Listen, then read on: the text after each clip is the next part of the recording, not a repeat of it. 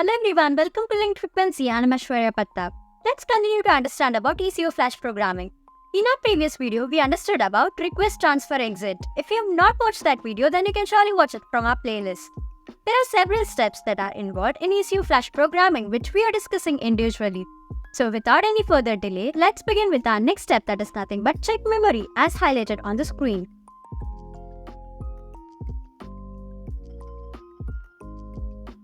The check memory service, which is nothing but 31010202 command, is part of our routine control service 31.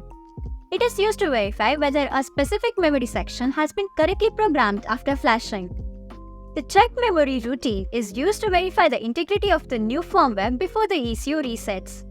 It ensures that the transfer data has been correctly written into the memory without any corruption.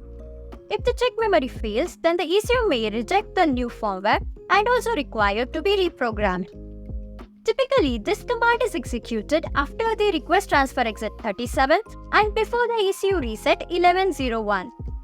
Well, let us move ahead and understand how exactly this works. The tester sends the request using the command 31010202.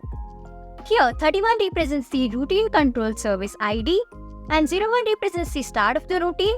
0202 represents the routine identifier for check memory.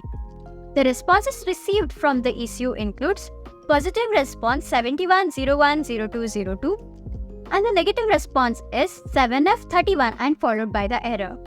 Just for understanding or reference, let us consider the negative response as 7F31 and 12. Here 12 represents some function not supported. So this was all about our check memory service.